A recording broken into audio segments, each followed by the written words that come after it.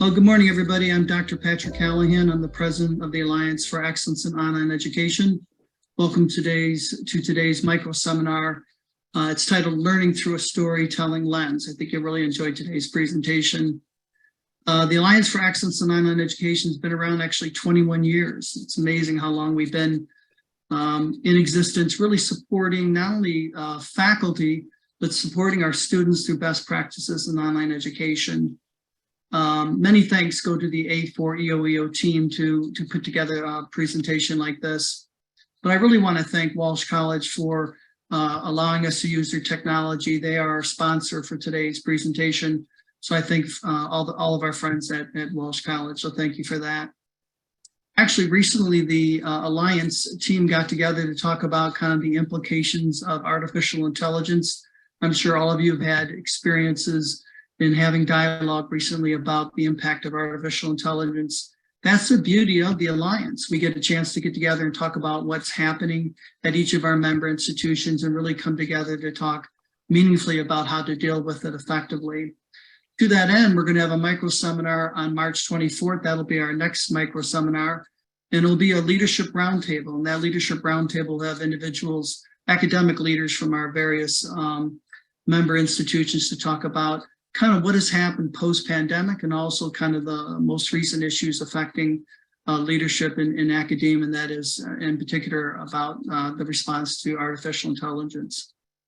So make sure you note the 24th of March, that's a Friday at 10 o'clock will be our next micro-seminar. It gives me great pleasure to introduce Dr. Sean Moore, who's the head of online learning at Oakland University. And he's our moderator for today's presentation. So I'll turn it over to Sean. Thank you, Patrick. I'm really here just to make sure that Joseph and Eric aren't swearing and fighting too much. That's the moderating part where I come in. Yeah, no, I'm really excited about this. I'm a big storyteller. My kids and I got a 5- and a 7-year-old, and every morning we'll do a sort of improvised story where I'll just make some things up and tell them stories and try to integrate some little lessons in there. Usually they're instructional design lessons. I don't know what they're going to do to a 5- to 7-year-old, but I try to give them some of those little lessons as we're going through storytelling. And actually, my son is starting, if I'm like really into breakfast, I'll get him to start to go and do the storytelling now too. So teaching him at a young age, but we're really excited to hear about this. Just a few housekeeping items here. We're going to get a wonderful presentation here from our speakers and some best practices, and there'll be some time at the end for a little discussion and questions. If you have questions as you go along, you can type them in the chat, and we'll make sure that the presenters get them as they go through, and we can also introduce ourselves as well. So I won't take up any more of your time, Joseph and Eric. We'll turn it right over to you. Great. Thanks, Sean. And good morning, everyone. I hope everyone is warm and safe. In Michigan here, we've had the ice storms. I was just telling Sean and Patrick that still without power, so running with you on battery and hotspot. So I hope everyone else is a little bit luckier. But we're so happy to be here this morning.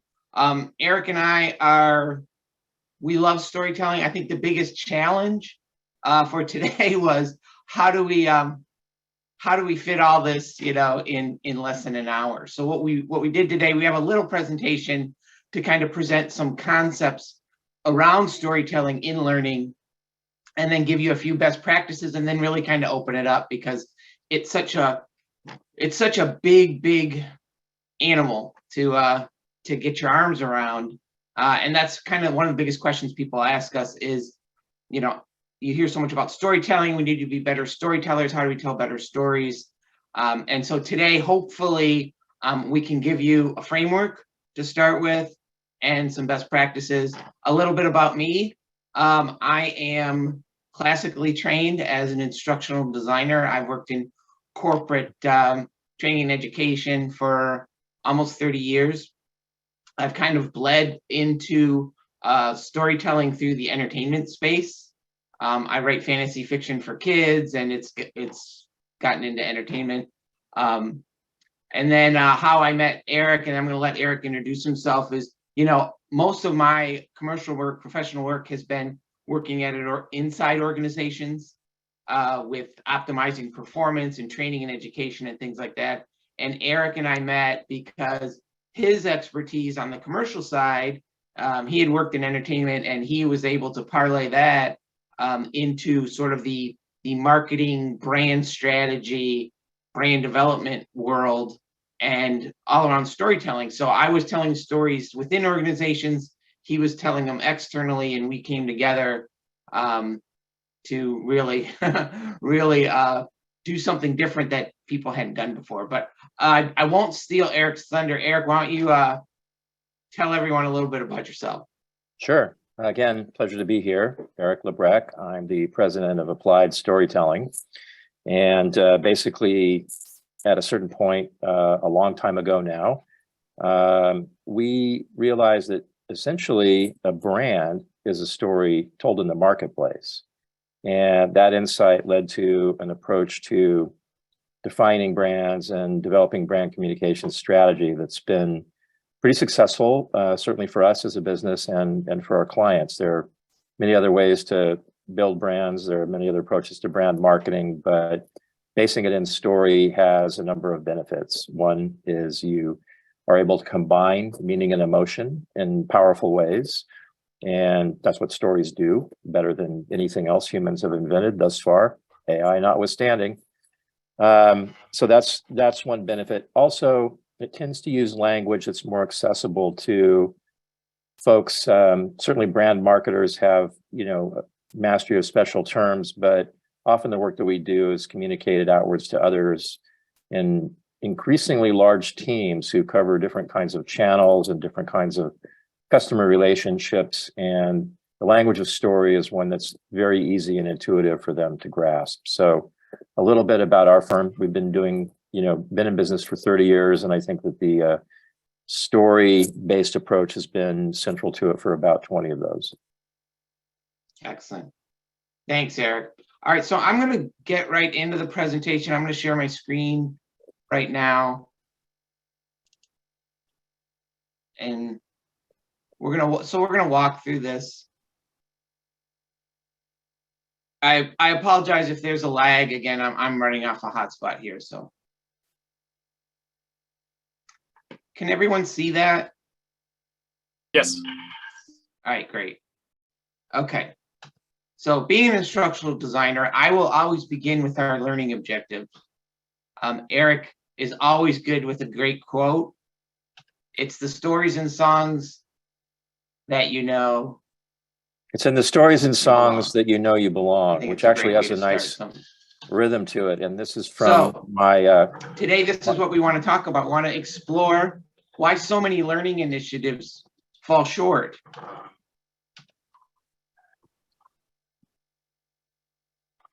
We also want to define why stories are such powerful tools for learning and performance.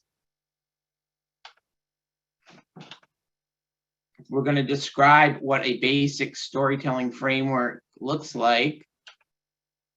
And then we're going to share 3 best practices for activating impactful stories. And then we'll leave it open up for questions and some dialogue. So let's start with the problem. We know that there's a problem that everyone has with learning and storytelling. The problem is that there's a disconnect. As learning professionals, the problem in storytelling, and especially with COVID, is that we're having trouble connecting in a meaningful way. When COVID hit, all of a sudden now being able to read a room or be in person and be together was taken away from us. And now all of a sudden we're worrying about our backgrounds and how we look on screen, and everyone's just a floating head. That was a huge shift for us and a huge disruption. And storytelling can help bridge that gap, because we all know that that's not going away, even though we are able to meet in person now.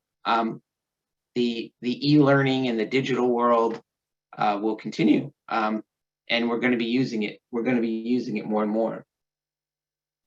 So this is prevalent in both virtual and in classroom environments. So we're going to talk a little bit about that today. So why do stories fail? And this is interesting, the way Eric and I put this together is let's begin with talk about the problem. In learning, simulations, case studies, scenario-based learning, we all know what those things are. And a lot of times they suffer because they're not treated like stories. And some of the things why stories fail is the content can be unrealistic to your audience. Maybe it's poor characterization, like the characters in the case studies and the simulation don't truly represent the issues and the problems that your audience is having. There can be a lack of a framework and structure if you're doing simulations or case studies. And sometimes it's the wrong format. Sometimes a format, doing a simulation, a case study, or scenario-based learning requires it to be live and people in person. Maybe you can't do it remotely. So, you know, those are all different kind of issues of why stories can fail in a learning environment. Eric, did you want to chime in on that? Keep going. You're good. You're good for now, Joseph. All right, cool. So why do stories succeed? They succeed for a lot of different reasons, but the biggest reason is that your audience connects with it. They see the meaning, they see themselves in the story, in the characters. Just a couple things, bullet points of why stories succeed. They feel that the storyteller really cares, and this is really important too, because as educators, as professors, as teachers, we are the storytellers. We are the guides for the audience. And if your audience, if your students or whoever you're talking to feel that you're not really interested in the story itself, they're not going to be interested in the story itself. Your audience needs to see themselves in the narrative, because if they do, they're going to connect with the story, they're going to connect with the characters, and then they're going to find meaning. This connection creates empathy. It also elevates the value of the learning and encourages them to grow and to try to apply some of this learning that you've provided to them. These are all aspects of how powerful stories can be. So now let's talk a little bit about stories themselves, a little background on them. Why do stories work? Well, there's nothing intuitive this, but if you go and do research, and there's a lot of research on this, is that the way our brains actually work in story form. So when we get information and data, our brains are already organizing it in the form of a story. And this is how this is how we remember things. This is how our memory works. When we recall things, we're actually recalling stories. And if you step back and think about it, this is how we communicate as human beings. We say things like, oh, remember the time when we were here and we did this? That's all story. That's all our recall is in the storytelling. I would add one thing to that. Go ahead, Eric. Yeah. You know, on both the emotion side and the meaning side, I think there's a little bit more to say about this as well. So my wife, who's also a brand marketer, found an interesting stat the other day that 80% of business decisions are based in emotion more than reason. I think there's some hard-headed bean counters out there who might be surprised to hear that, but that's apparently a researched fact. When we get to the meaning side of things, we find that, you know, stories, we don't just organize our memories by stories. We organize, those of us who succeed, our lives in terms of stories.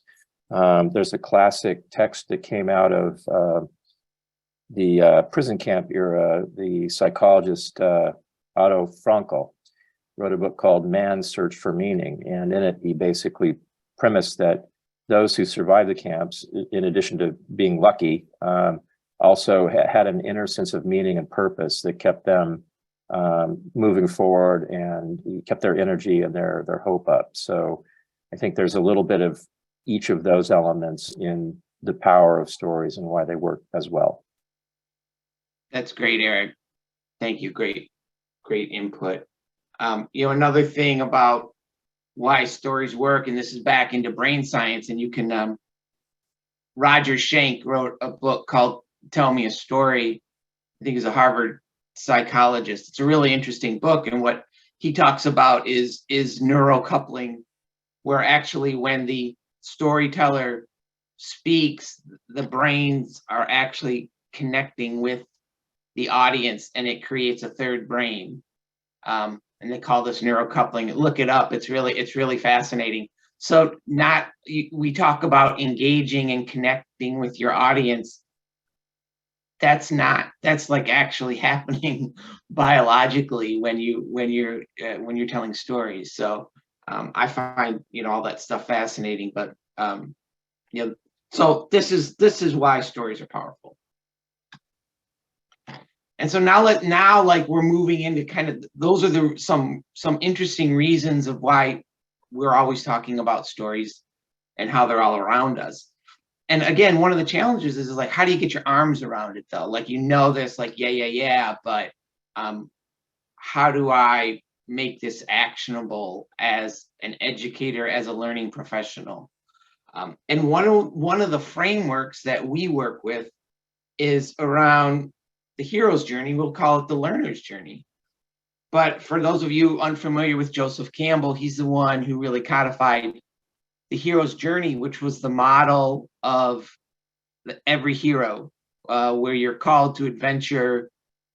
You go out on a quest to save the princess and kill the dragon, and in all its various forms, and you're faced with challenges and struggles. You meet a mentor and a guide, and then you meet your quest and you return home with the prize victorious, and you've grown from that. If you think about that journey, and we see this throughout history, it's a standard trope and a standard model. This is a very tried and true framework of storytelling, and it's a framework that we can apply as learners when we're developing any sort of educational program, especially if we go back to talking about simulations and case studies where you're developing characters and you really are telling a story. I think one of the other important points here is that as the learning professionals, as the teachers and the educators, we are not the hero. It's our students, it's our audience that are the heroes, and we are the guides. We are the ones who are to help them along on their path. And I think that's critical. Eric, anything on that? The hero's journey is, as someone said, it's archetypal. There are actually only about 80 storylines that humans resort to. Oddly, this one proves to be extremely versatile when it comes to things like brand marketing and learning. In the course of my career working with dozens and dozens of organizations, I've only resorted to an alternate storyline once or twice. This just becomes, a very, very useful baseline on which to build. Great. So now let's get into the framework a little bit. And this is the standard framework. And what we did was we kind of flipped this. So this is from a learning professional's perspective, using a learning professional's language. So we've all seen this since probably 5th or 6th grade. What every story has to have. You have to have a who, what, where, when, why, and how. But from a learning perspective, let's break that down a little bit. So the who is your audience. It's the stakeholder. The what is going to be your topic or the issue. The learning objectives, perhaps. The where and when is going to be our learning environment. Is this online? Is it in a classroom? Is it a hybrid? Those are the types of considerations with in a learning framework. And the why, what are the goals? What are the goals and objectives for the learning that we're creating? And then the how, what are the modalities? what are the modalities of learning that we're using? So that's how a learning professional would look at a storytelling framework and just look at how it translates into story. Same categories. Oops, sorry. It'll take a second to build here. So we're using the same categories, but we're calling them a little bit different things. So the who now are the characters or the personas. The what are the premises and the themes. The where and when are the scenes and the setting. And the why is what's the motivating action for our story. And then the how is the overall narrative arc, how we're moving through that story. And this is an important overlay, and we'll send everyone this presentation because this is a framework learning professionals use anyway to develop their training and their materials. But when you begin to overlay it with the storytelling framework, you begin to look at how you're telling the story differently. And I hope that makes sense. And again, we'll field some questions or have some discussion about this at the end. Eric, did you want to chime in on that? I just added a note in the chat that this is very similar to the 5 basic W's that you learn in, entry-level journalism. So it again, this basic premise lives in a lot of places, and it's adding this layer that allows us to create things that are a little bit more resonant, this layer of terms and ideas that are more directly relevant to what we think of as classic storytelling. Great. So now that's a basic framework. We want to talk a little bit now about how you activate your story, how you put your story in action. And one of the first best practices is that you start with the hero. And what we said that already is that as the learning professional, you are not the hero. It's your audience. It's your students. And when we start with the hero, we also start with the why. Instead of, so the who, what, when, and where, and those things, those are a bit more blocking and tackling in the framework. But the why is really kind of, you get to the crux of what's the motivation, what's the purpose that this hero is of their adventure, of what they're going to go through. And from a learning perspective, when we talk about the why, these are really when we're looking at, okay, what are really our objectives for this learning or for this training. And I think what story allows you to do is, we do that anyway as a practice in instructional design, but it makes you go deeper and try to be more insightful than just sort of, looking at terminal objectives and enabling objectives. This is more like, going deeper, like what do we really want? This drives down into the performance, or what we really want our audience to do, to be able to do at the end. So I think from a development standpoint, to think about the why in terms of story becomes much more powerful and much more insightful than it normally would be. I just jump in, Joseph. Dr. Pat asked in the chat, how could this impact me if I am an instructional designer working with a faculty member building a course for the first time? I'll take an initial swing at the beginnings of an answer. You probably have more to say about that, being an instructional designer at some point yourself. But the first thing is, when sitting down to go over the course, is to, once you understand, the very, very basics of what the course topic is to shift the focus to, okay, tell us about your students. Where are they in their, it's really understanding their personas. Where are they in their learning journey when they're encountering this content? What can you tell us about how they're feeling, about how their process is going? And there may be, a very diverse set of feelings that are related to you, but if there's a general sense, what is that? Are there different types of students who are driven by different things? Can we understand what's motivating them, right?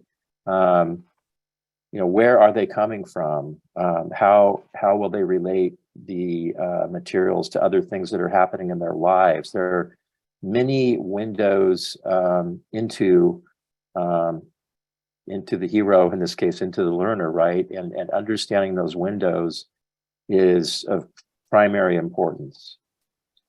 So that would be my first step. Again, as a non-instructional designer, that would be what we would be looking at if we're talking about a different kind of audience, a buyer, for example, or some other kind of decision maker. Yeah, Eric, that's huge what you just said, because I think in the typical environment, if you're not looking at learning through a storytelling lens, who your audience is kind of a broad brush, and there's not as much time or as much insight spent on that. And so, again, I think this actually tees up the next sort of best practices in developing your characters. So as a learning professional, when you're developing any sort of learning, if you look at your audience as characters and realizing, like, we need to develop specific personas for, and the audiences are varied. So, there might be different roles or different people. This is an opportunity to go deeper. And the reason you do go deeper is so you can make that deeper engagement and that deeper connection with the student, with your audience, so that the learning is more meaningful for them. And so, and Eric does this in practice, where he actually works with his clients and develops personas, different personas. And these aren't just sort of like, what do we want them to do at the end? This is more like, no, what makes them tick, and what's their day like, and getting deeper into the emotion. Because if you think about doing that, the deeper you can go, then the learning becomes more real, more meaningful, and more important, and then they care. I mean, we talked about that as well. And Eric, maybe you can chime in on that, because I mean, a big part of what you do in the storytelling, I know a big component in your process when you're working with clients is in developing, these personas. Right. Well, we can't really do our work without a deep understanding of who our client in most cases is relating to. And so we developed a sort of template. You're seeing a few of the questions that we ask based on it. There are 11 or 12 areas that we want to get into to really understand who these folks are. And again, there may be multiple personas, and we want to understand how they interact with each other, which ones are the most crucial to success, and so on. But this for us is a pretty standard matter of course, and perhaps has some merit in the field that you're in. Yeah, again, this is just really fundamental. And the other thing about it is, in this world of data, we may not, if we're working with a startup, we may not have all this information at the outset. We do our best, so starting, to your point, Dr. Pat, with the faculty member, what does that individual really know about the students? And it may be a lot, it may be less than one would like, but it becomes a baseline for learning, for refining, checking in afterwards as to how successful the instructional effort went, and then continually improving on that understanding of who it is that we're helping to learn. No, that's great. Thanks, Eric. And you got me thinking. So, we've all seen bad training and bad learning, and so the feedback you'll get, especially if it's like case-based or simulation learning, is the audience says, well, that's not me. Like, that, they got that all wrong. That's not what my day looks like. Those aren't the struggles that I'm feeling. They didn't get it. And you hear that all the time. And that's why, because there hasn't been enough work with the audience, with the personas, to say, what really makes you tick, and what what are your challenges, and what are your, you know, what is your life look like? And I don't think we can emphasize that enough, because what happens is, after you develop these personas, now they're going to interact with others. Now you're going to be building scenarios, and you're going to be building in challenges and conflicts. And if you haven't done, you know, the right work in developing these personas and developing these characters, all the engagements they have are going to be off the mark. So I think it's really important. And again, this is looking at the learning through a storytelling lens, and this is how you can make things more powerful. And the last best practice is practice. Is really, you know, I know in learning, a lot of times we don't have the opportunity to pilot our programs or any of the learning initiatives that we're doing, but it's critical. It's critical to practice and preview any learning that you've done with people that represent your audience, and to get that feedback, because if you can get that feedback, you can incorporate that into to your final lesson plans or things that you want to do. And this is something that we do. It's a standard. The other piece of this, though, and this is, again, from a learning perspective, we don't always think about, is, remember, we are the storytellers, whether we're on the screen or in the classroom. And probably, you know, we may send people our materials to review, but as far as where in our delivery and how we're engaging with our audience, we probably don't. I'm guilty of it too. Is we probably don't practice that. From a digital perspective, I think it's even more important, because we're all still getting used to, you know, being this on screen, and, you know, what we're looking like in our background and all that stuff. So doing a little bit of prep work with your materials in advance, I think, is can have a lot of value. So anything on that, Eric? Just from our own, again, our own practice, it's so critical to do this. Everything that we are going to present, that we're going to read, for example, we read beforehand. And in testing out, you know, messaging for an audience, we do exactly this. We start with a few individuals and get feedback by working very closely with them, and then go from there. Not sure exactly how that specifically would translate in instructional design. It sure would be great if there was a small group of learners who would be available as, you know, sounding boards. Not sure if that's practical, but, you know, putting that thought to you and asking you to think about how that might work may lead somewhere really interesting and fruitful. Yeah. And I would just say, you know, in the learning space, a lot of times you have the opportunity to pilot a program, but not so. Usually it's the larger programs that you pilot, you get feedback, and then you can incorporate those into, you know, the final version that you release for a broader audience. But I think from, you know, at the lesson plan level, you're probably not doing a lot of that on the smaller scale. And I think it's with how we're communicating now, it becomes even more important. And if you're using a storytelling framework, if you're using story, it's even more important, because again, now, you know, you're not just the instructor, you're the storyteller, and there's an emotional component where you're trying to get people to engage with you and to listen. So again, you know, another important best practice. So this is, you know, what we tried to do is give you some, you know, basic concepts, show you a framework, how that framework overlays in a learning environment, and then give you a few best practices. I haven't been looking at the chat because I've been running the presentation, but, you know, we would be happy to field any questions or have any discussion about anything that we've talked about today. So I'll just open up the floor.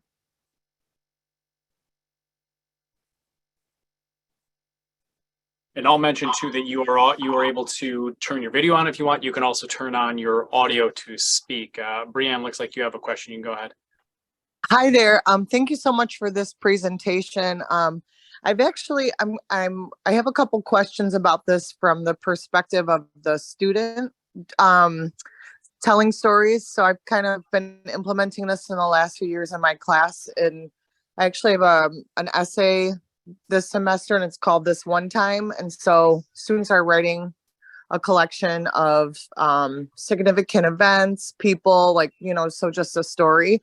But I guess what I'm wondering is I want to better sell the importance of storytelling to students. So I know you provided some research in the beginning. Do you have any like really hard hitting research that would be good to share with students about really why this is such an important skill to practice? Yeah, well, I can answer that first. If you look at there's the book I mentioned previously called Tell Me a Story.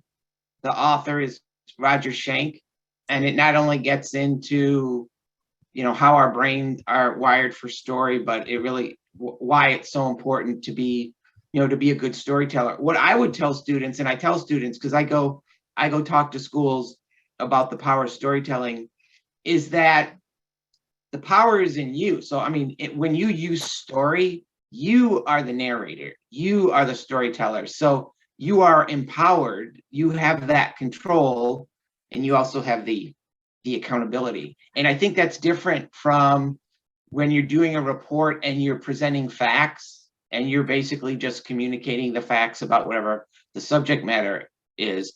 But when you're doing it in the form of story, now all of a sudden you're the storyteller, and it's, you know, you're engaging with the audience at a much deeper, more emotional level.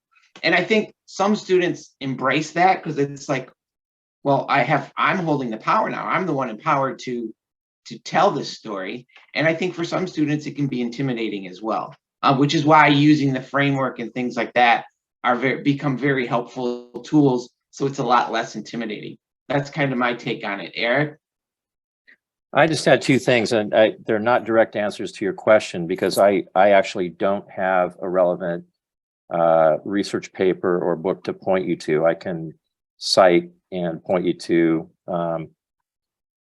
data and facts from, you know, my own practice area, which is in brand marketing. But for what you're specifically looking for, I can't. I would just point out two interesting things to further the conversation with students. One is that, especially in the world that we're entering, a world of screen media, a world of the metaverse, which is really already here. So much of what we do has a layer of entertainment or gamification on it.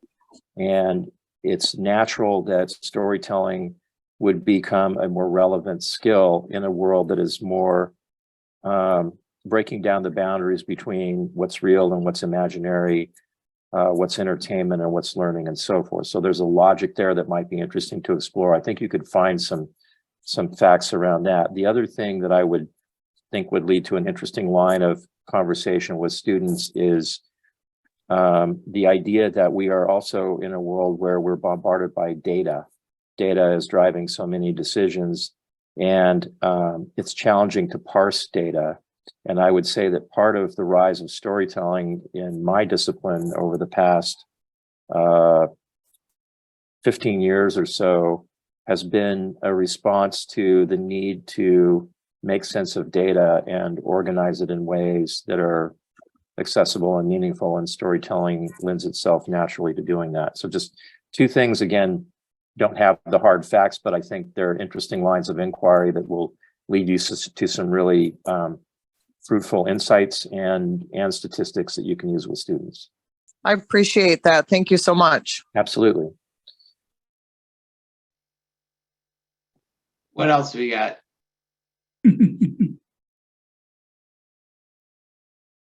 I'll just say something. So, you know, I write children's books. I write fantasy fiction for kids.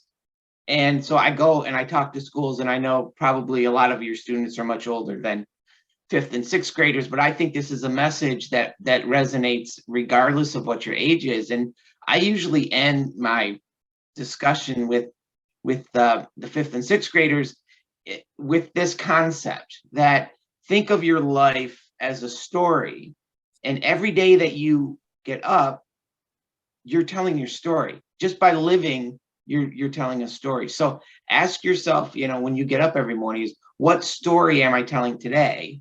Because you own that story. It's your story. You're empowered, but you're also accountable for it. And by the way, if you decide not to tell that story, someone else will tell it for you, and you're not going to like it. So usually their eyes get kind of big when I say that, but I think it's a message for all of us, is like, we are all storytellers, but we need to step up and embrace that. And I think that's a lens that a lot of people don't see their life and see their world as. So for whatever it's worth, I just think in general, that's an important message around storytelling. I appreciate that also. Thank you. I agree. The other piece on the back end of that, I also tell them, we need to be respectful of everyone's stories, because at the end of the day, all of our stories mesh together, and that's what society is it's all of our stories coming together for good or for ill. So, I think, especially with younger people, it's not always about you. Yes, you are empowered and accountable, but you need to be respectful too of the stories of others, because we can all learn from each other. So I'm also including in the chat a pivotal book from my discipline by a great marketing guru, I guess. I use that word hesitantly, named Seth Godin, All Marketers Tell Stories. I suppose there's another thing you could get into, which is maybe a little philosophical, but to what extent are we all marketers now? We live in a market-driven world increasingly here in the West and in the US in particular. And I hate to think that we have to think of ourselves as marketers, but is it useful to put that hat on? And if so, what do we gain as personal marketers of ourselves through our storytelling skills? Something else to think about. that's great. Anything else?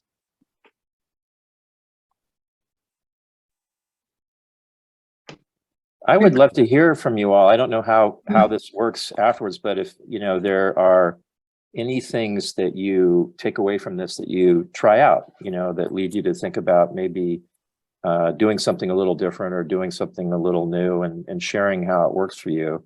I will tell you that we were fairly early to the idea of storytelling and marketing, and at first it was like an intuition that this is right. There was no data. And how to apply it was kind of hit or miss, and it turned out to work out quite well. And now we have a pretty seamless process, but it took us a while to get there. So some of this, it's not necessarily, spoon-fed. It may be a matter of experimenting a little bit. Hopefully you will be inspired to do that. And it would be great to hear where this takes you. Yeah, that would be great. You just got me thinking, Eric, as the guide, right? You are the educators, you are the learning professionals, you are the teachers and the professors. You are the guides. And I think it's important for you to recognize your persona in the terms of story as the guide. And one of the things I always do with when I talk to people or groups is my mantra is set expectation and provide context. And I think as educators, we can always be improving, and one way to do that is to tell your story to your audience and to share your persona, like as the guide, like this is what makes me tick, this is what gets me up in the morning.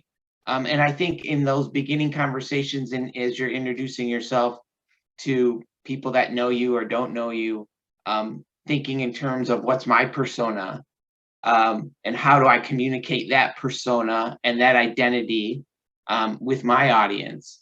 I think that will definitely help you make deeper and better connections as you continue that relationship with those people. Awesome. Joseph, thank you so much. Eric, thank you so much.